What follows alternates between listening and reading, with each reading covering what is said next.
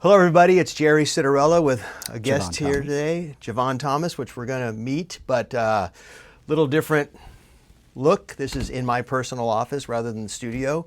A couple reasons for that, which we'll get into. There's bourbon here. We'll talk about that. But just changing it up a little bit, a little more relaxed environment for Javon. He's a cool guy, and I think this just fit a little bit better. So Jerry Citarella Presents. We're here to talk about all things financial, life, general, goal setting, anything that we think can help people, and I think you actually cover a lot of those. We're gonna cover a little ground here.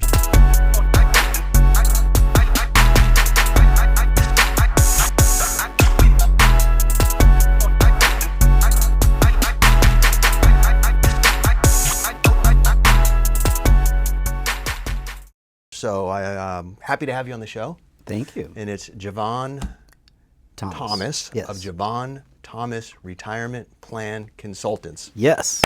Well done. Only took me 3 tries. I kept saying consulting. I wanted to make sure I got it right. So Javon, thank you for being on the show. I appreciate it. And Thanks for having me. We met sort of recently. You know, after I moved out here, I've been doing a lot of networking and meeting people. And what I always say is I like to go places where there's a lot of people and identify the few people that make the most sense to connect with. And we met, and immediately I said, that's a guy that I need to know. And then it ends up we were kind of in the same business of sorts, helping Sorta. people in a similar type of way. I would say we complement each other's businesses. Yes, I don't we don't really do what compete. you do much. You don't really do what I do, even though we're kind of in the same world. Right. Yeah, so this is wonderful. It's a piece of the planning process that I think is extremely important.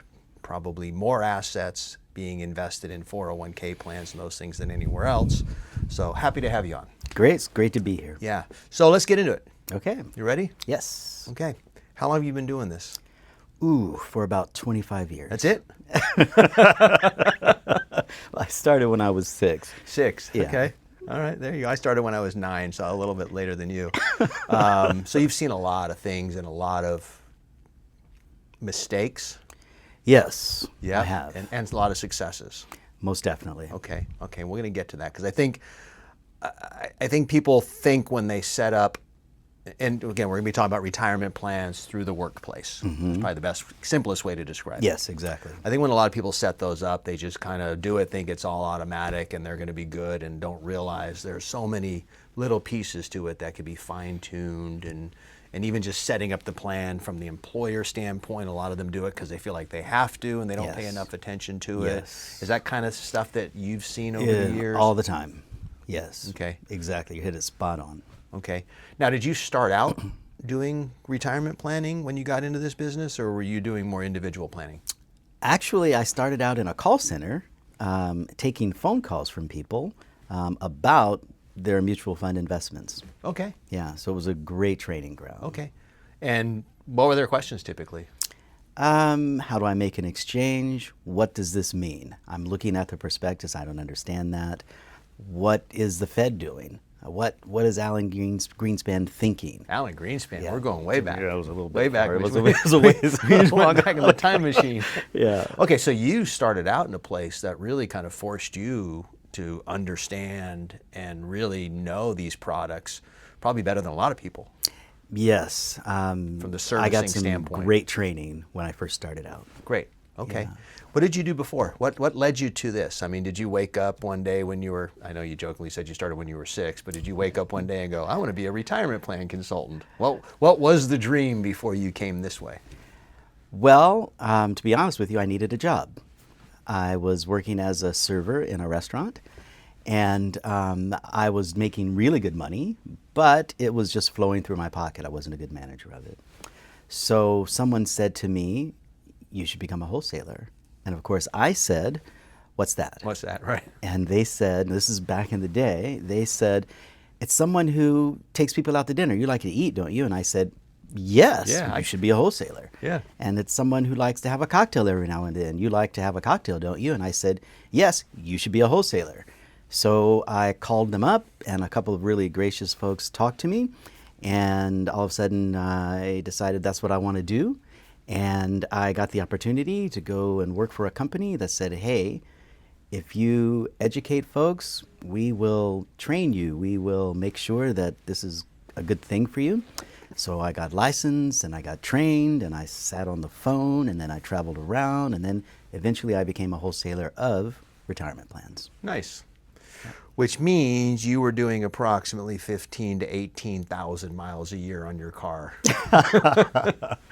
Well, fortunately, that time I got to fly. Oh, okay. Oh, you were So, going yeah. multi-state stuff. Yeah. Oh, nice. Okay. Across the country, north and south, east Okay. and west. So you've seen a lot of different plans from a lot of different people, a lot of different places. Yes. And your job as a wholesaler, correct me if I'm wrong, was to work with people, maybe like me, that work with clients but don't know all the ins and outs of the particular plan. So they brought you in as an expert. Yes. Okay.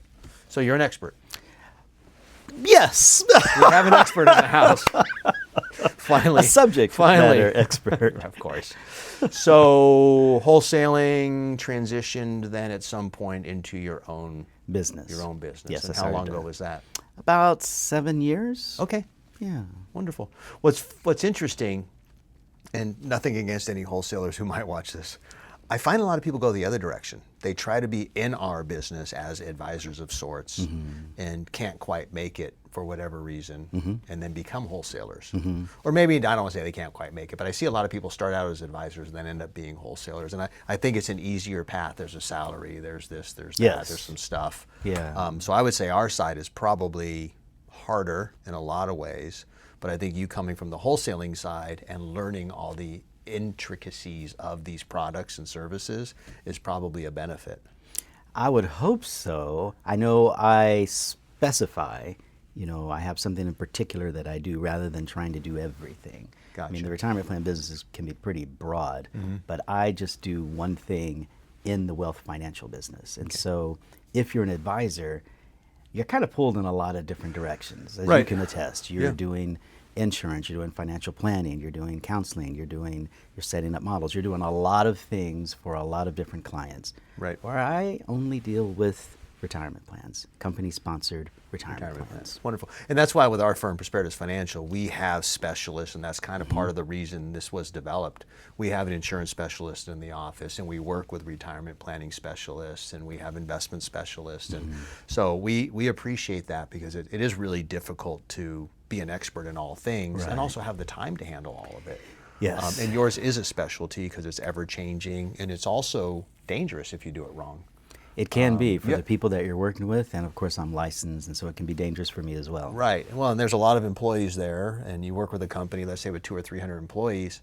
Every one of them is looking for a paycheck, meaning Yes. let's find something they do wrong so we can sue them. So I think the liability protection piece of what you do is also important, keeping up with all the rules and regulations, which are ever changing. So, Yeah. so yours is an area where I think a specialist is really, really important, and I appreciate that you do that. Well, thank you. Thank you very much. So tell me how someone would work with you. I own a company. What's the path to you?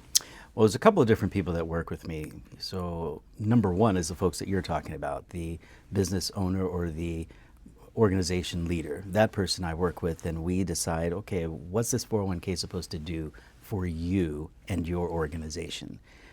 Because I really want to make the 401k plan, which is ordinarily a cost center, or the 403b plan or 457, whichever it is, I want to make that a profit center. I want to make that something that makes you money. So rather than just, I need a 401k plan because I own a business or I lead a group, we want to talk about how is this going to help you further your organization.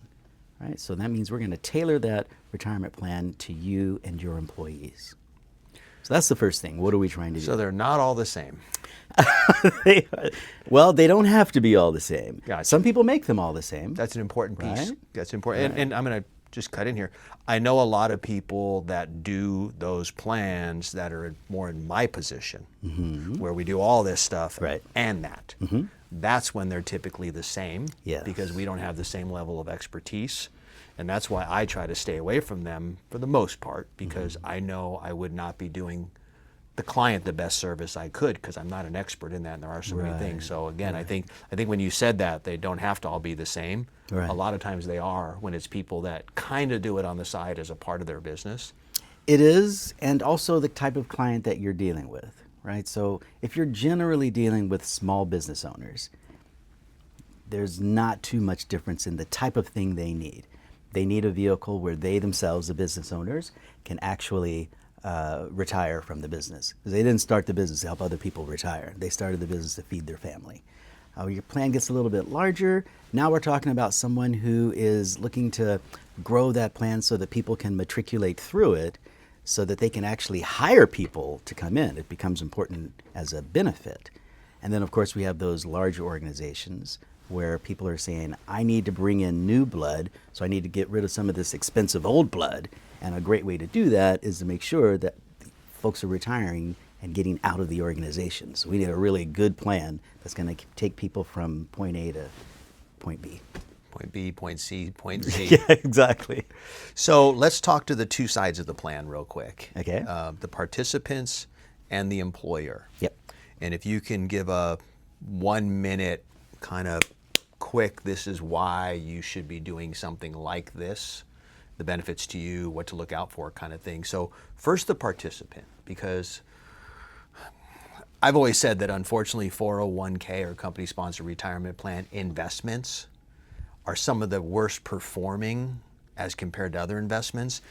Not because of the opportunities there, it's because of the lack of knowledge and ability. And I call it cubicle investing, where someone goes, hey, we got this new plan, and they lean back in their cubicle and go, what are you doing? And there's no real customization about it. There's no planning. So it's a great opportunity, but I think there's some missed opportunities in it as well. So what are the 2 or 3 things that you would tell a participant in a plan to make sure that they're aware of and they do? Thank you for that. Can I say the first one? Go ahead. Maximize your match. Get the free money. I'm going to say it for you. Maximize your Get the match. money, Whatever the yes. company's going to give you Yes. for free, do at least that. There you go. You can do the rest. Okay. Most definitely, if the company matches. But Right. that actually is one of my first points, and that is, it is not the company's responsibility to pay for your retirement. It's yours, right? So when FDR set up Social Security, he wanted that to be 40% of your retirement income. The rest of the money was supposed to come from your personal savings, investments, your rental, whatever it is.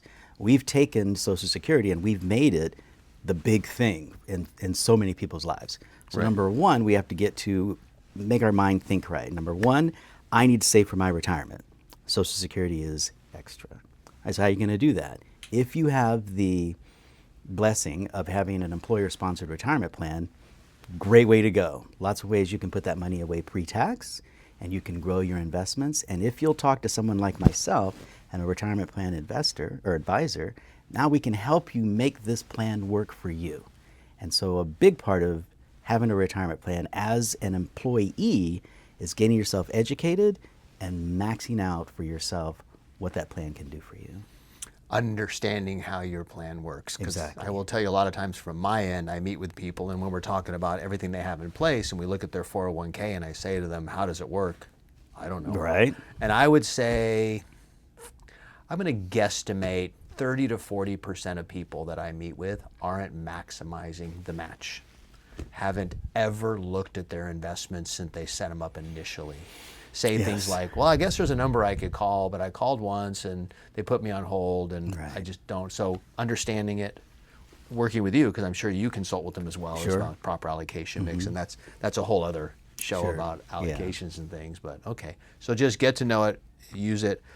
It's unfortunate that in the world we live in now, the traditional pension is kind of going away.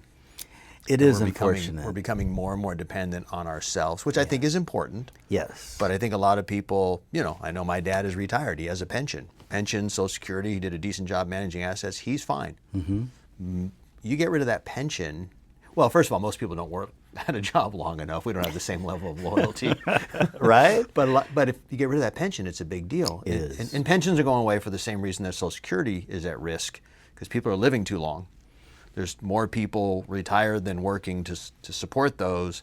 And when those pensions were originally created, fixed interest rates were different, stock market was more dependable. You just can't really make the math work anymore. So I know a lot of companies over the last decade or two have been buying people out of their pensions. And so you really are more dependent upon what you can do on your own. Exactly. Which hopefully there is a plan that you can work with.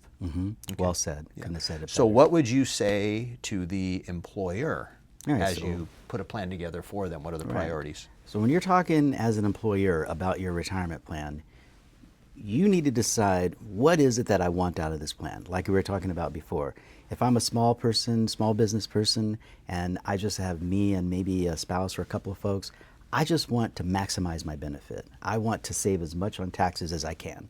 If that's not the case, then we need to go for a different plan. If I need to build this plan for my employees, it's going to look dramatically different than if I build it for myself. If I need to build this plan for my employees so that they help, so they can grow and so they can retire, it might look different still. So the first thing is, what do I need this plan to do? Let's get rid of, I gotta have a plan. Let's look at, what do I need this plan to do? And we can set that up based on your needs and your organization needs. Okay. And do you find most employers are really interested in their employees and want to help them? Or do you find most of them are doing it because they have to? Or I guess there's a third one. A lot of them are doing it because they know how much they can benefit and they know they have to do it for the employees. What's kind of the mindset that you see? Yeah, most I often? think I get a mixed bag of all three. So everybody has a different reason? They do. And I would tell you this, that the size of the organization doesn't necessarily mean or reflect one of those particular points of view. Right? So you can have someone that's a very small organization, maybe it's just a few employees, and they say things like, I want these employees to know their family. I want these employees to know that they can grow with this organization, and I can use these folks as my succession plan. And then you'll have a medium-sized company where they'll be saying things like, we need to just have a plan so we can have some good people. Or they'll say, nobody's going to contribute to this plan. I don't pay them enough to contribute to the plan. So why should I invest in education? Why should I invest in making a great plan for people that aren't going to contribute to it? And that's a mistake as an owner. Because I would say so. Because it's the employee's decision, and even though you care for them, the benefit that you can have as the owner of a company could be huge. Exactly. And sometimes even better if they don't contribute. So again, it's all about how it's structured. Right. I have a long time client. Boy, I think we've been working together 30-something years. And we were talking many years ago about putting a plan in. He actually said he can't. I said, what do you mean you can't? Of course you can. He said, I can't. He said, if I offer my employees this plan, they're going to get mad at me for not just giving them more money, and a bunch of them will quit out of spite. You do have to know your employees, right? Yeah. So he very successful contractor type business, and he'll never be driving a truck newer than about 7 or 8 years old. He's living in the same house, which he can afford a dozen of them. Mm-hmm. And he says, the day I retire, my life is going to look different. Until then, I need to make my employees, or help have my employees think I'm one of them and not making too much money. And he said, I'd love to put a plan in place, but I would literally lose employees over it because they just don't understand it. So I think there's an educational piece in there as well. And it's just frustrating. But that just goes back to, as a person, as an employee, just as an individual, you have to understand what's available to you and the benefits to those things, and take advantage of what's there for you, and really just, we're older, right? We're not old.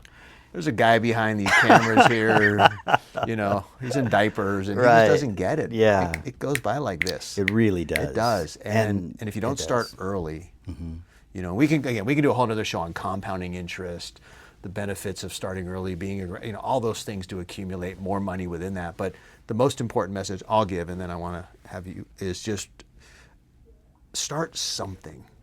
Start something. There's a lady, I saw her put something on Facebook the other day, and I know her. And she said, I'm so excited, I just paid off my car. Now I have to decide if I'm going to get a new one, or maybe save some money. And I jumped right on there. I said, put 50 to 60% of it in a Roth IRA and go below the rest, but don't get yourself a new car, whatever. So I just think there's this lack of awareness, and people just don't kind of understand the importance of doing this. But as people who are on the later side of it, even though we're in the business, we could both look back and say, I wish I would have. Mm-hmm. And that's a whole nother show I do. Oh, yes. Wish I would have, talking about the things that you do in life that you make mistakes. So what would you say, just in general, life advice? We're talking business, but you've been around, I've been around, we've seen people, we've heard stories, and I heard you talking a little earlier about something specific, if you want to touch on that. What's some great life advice from someone who's seen a lot of stuff and talked to a lot of people, financially and otherwise? Thank you. I appreciate that question. earlier we were talking about intent, right? You have to be intentional. Now that I'm a little bit older, I have to be intentional about things. And so it really doesn't matter what it's about, right? It could be about family. It could be about goals. It could be about losing weight. It could be about whatever. But I think what I'm trying to be is more intentional. And if one of your intents is to, if we get right down to it, stop generational poverty, right? If one of your intents is to make sure that your children have a good life, then you have to intentionally teach them about saving for themselves. It has to happen. It doesn't have to exclude everything else, but you do have to be intentional about it. And with the 401k plan, which is one of the reasons why I'm in it, I think it democratizes wealth. It gives us the opportunity to save for ourselves. We didn't have that with a pension. We had someone take care of us. If someone takes care of you, you're beholden to them. Right. So we have the opportunity to strike our own path. And I know that sounds rose-colored because lots of people don't want to strike their own path. But let's turn it into an opportunity rather than be afraid of it, right? And let's say, okay, I'm going to save 10% of my paycheck. I'm going to pay me first. Most financial advisors, you know this, they say save 10 to 15% of your income, you're going to be fine. If you start younger, if you start than early that, enough, yeah. right? If you start younger than that, you may not have to save 10. Maybe Right. you can get away with 6, 7%, right? So, number one, be intentional. Number two, teach your kids to save. Be a good example. And I think that's what we're lacking a lot. We live in a world right now where what you have, what you're wearing, what you drive has become way more important than other areas of your life. Yeah. You know, we live in this imagery, you know, with social media, and everybody has this. You know, there's nothing real on social media, but everybody. And it's hard. You get caught up in that. So I think being a good example, but by being a good example means you have to be a good steward of your own money, and then teaching your children and next generations, like you said, creating generational. Well, not creating eliminating generational poverty, creating generational wealth. But I don't even think it has to be generational wealth. No. I think all you have to do is create generational stability. I think you're right. That's enough, because so many people are trying so hard to be wealthy that they don't just build in stability, because wealth is very, very hard, so you kind of give up. Yes, Right? I think you're right. And I think we focus on wealth rather than, which is sort of ephemeral. It's really tough because we don't know what wealth is. And most of us don't. I don't know what it is to be wealthy. I've never been wealthy. So I don't really know what that is. I do know what saving is.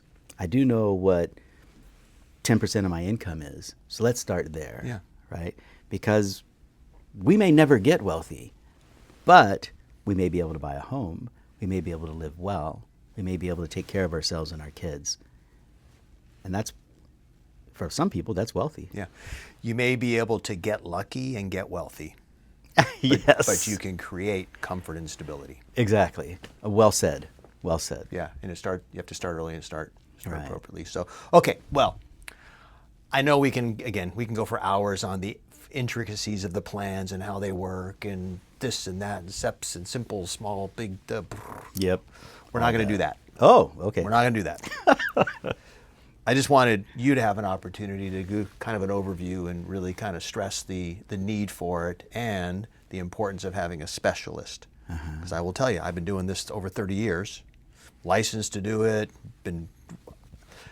You don't want me near your high-level 401k plan. I could do it, and I could get through it, but I wouldn't be as good at it, and I wouldn't do as much of a service not using someone like you, and that's why I bring people like you as experts into that field. So Javon is an expert in the world of company-sponsored retirement plans, and I put it that way, company-sponsored retirement plans. I always use a Kleenex story. It's not a Kleenex, it's a facial tissue. Okay. Kleenex is just the name everybody calls it. Right. Everybody calls it a 401k. Yeah. It's not a 401k. That's just one type of company-sponsored retirement plan. Exactly. And that's the first reason you need someone like you to make sure you have the right Yes. company-sponsored retirement plan. Yeah. And very much so. there's different ones for different people and different types. So how will people reach you right here? if they want to reach you, what's the best way? You can reach me online at javon.thomas@weg1.com. And Jevon is Jevon. Yes, exactly. Just so you know, Yes. It took me a couple years as well. You can go Jeva, so Jevon, Thomas spelled traditionally at weg1.com. Weg1. Yeah. Spell out Weg1. WEG1. The number one? .com. The number one. Okay. Yeah, be careful. Jevon Thomas at WEG1.com. Yeah. I just want to make sure everybody's clear. And we'll put it up there as well. Or you can give me a call, 949-545-1358. Perfect. Well, Jevon, thank you so much for your time. I appreciate it. It's nice to have an expert in the house. And next time we do this a little later in the afternoon, maybe we'll open up the cabinet and get some different glasses out here. But Jevon, actually, you run the group, right? That I'm tonight. Yes, the Bourbon and Business Group. Yeah, I do. Jevon actually runs a group called Bourbon and Business, and I'm going to be going to my first meeting tonight. And, Yes, first of many, I hope. Yeah, and see what's more, bourbon or business, and I'll make a decision on whether or not I'm coming back. I appreciate the opportunity, and I know you do a lot of networking and know a lot of people, and probably could be a great referral source for people as well. So hopefully someone will reach out to you if they have any questions, and I thank you for your time. Thanks for having me. It was actually a real pleasure. I really do appreciate Good, it. and maybe we'll do another one and dive deeper into one of the finer points. That'd be great. Perfect. That'd be great. Have a great day, everybody.